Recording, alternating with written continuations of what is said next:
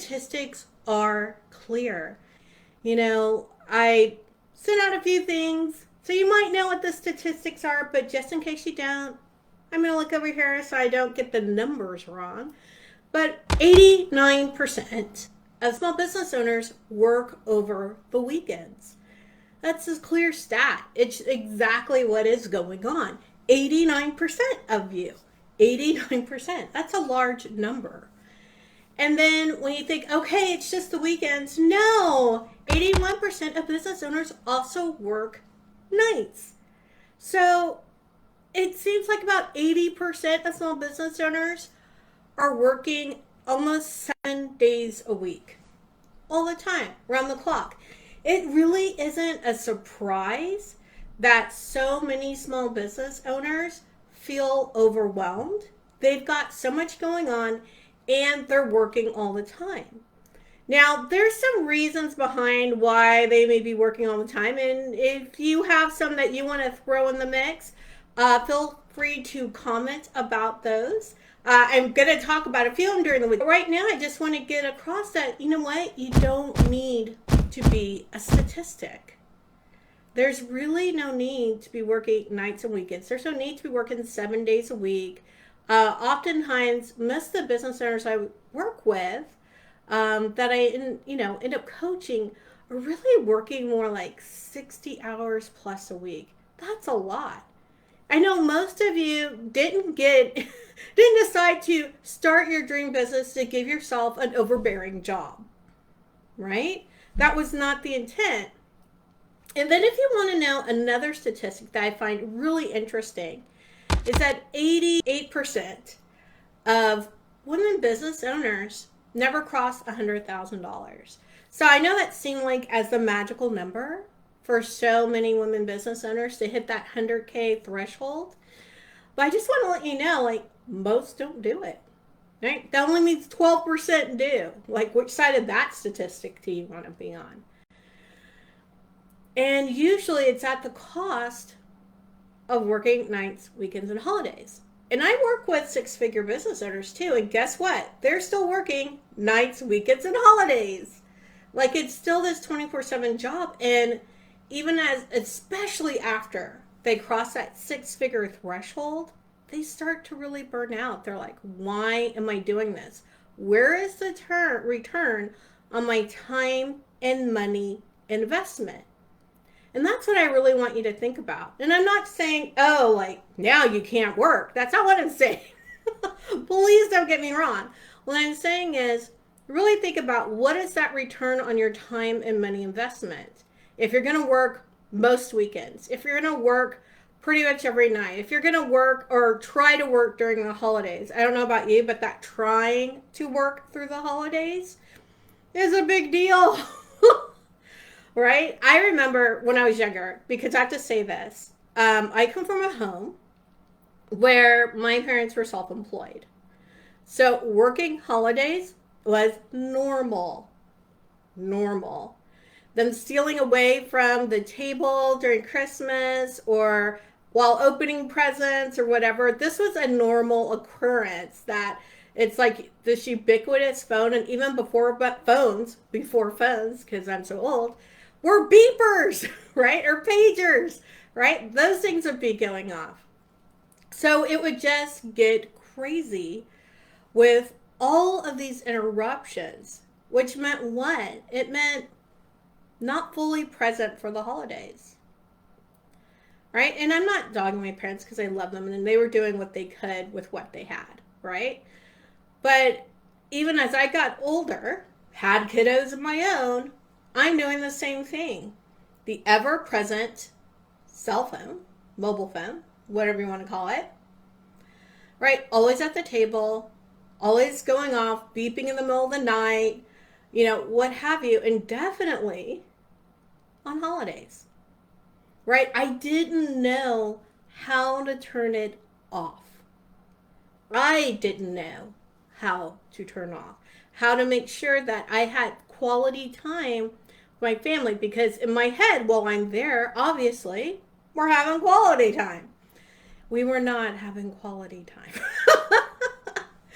I would, and even if they talked me into putting my phone in another room while we were like opening presents, something exciting like that. My brain was still thinking about my business. Can you hear me on that?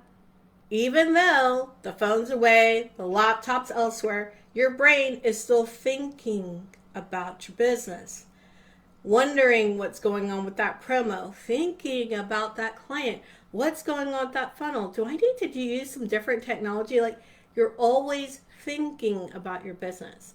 So you never really have it turned off, do you? That's what leads to burnout. You need time away. You need downtime. You need time where you're actually focused on your friends and family. Or also time where you actually get some focus on you. Like, all those things need to be present so that you're healthy, right? We want a healthy person. And honestly, and I'm going to go a little bit deeper into this later this week, but it's also a time when you take the time for yourself, where you take the time to truly be present for your family, your friends, and yourself, you find that your business grows. And I know that sounds counterintuitive, that my business is going to grow if I just take time away. But I've seen it happen over and over again. I've led my clients through that transition, and it is scary AF, right? It is scary. But I promise you, it's like you start to really see what matters in your business and thus where to put your focus. And then all of a sudden, you're not working 60 hours a week. You're not working nights and weekends. You're not stealing away on the holidays in a separate room while you think no one's looking to double check what's going on. None of that's happening. You are truly present. You are truly present. Like, you are the present because you're like so present for the first time with family, friends, that you just put everything away when you're taking time to yourself. And because you do this, you grow.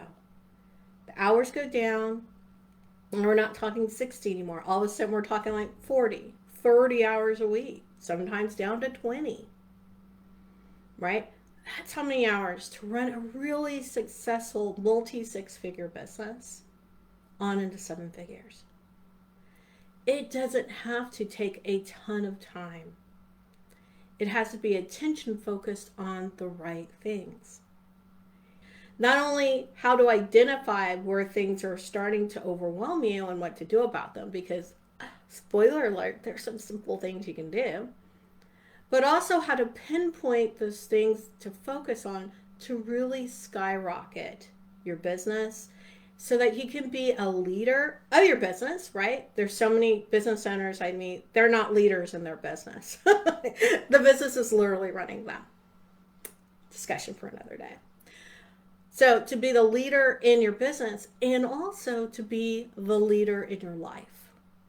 I think that's really important, to be the leader in your life. And again, that takes some adjustments. That takes some really clarity and pinpointing things that are going to have to change.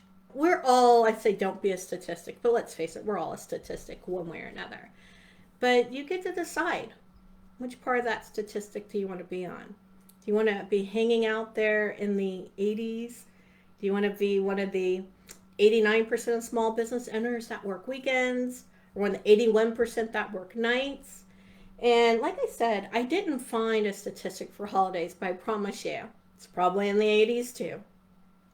Do you want to be one of the 88% of business owners who make less than $100,000 a year? Do you want to be the other side? Do you want to be in that 12%, crossing that $100,000, that 6-figure threshold?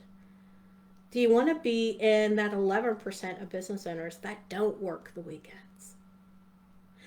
Do you want to be in that 19% of business owners that don't work nights? Your opinion matters. Your stories matter. And it's only when we share our stories that we see how we're not alone. We're all in this together. And together, we can make a change. Right?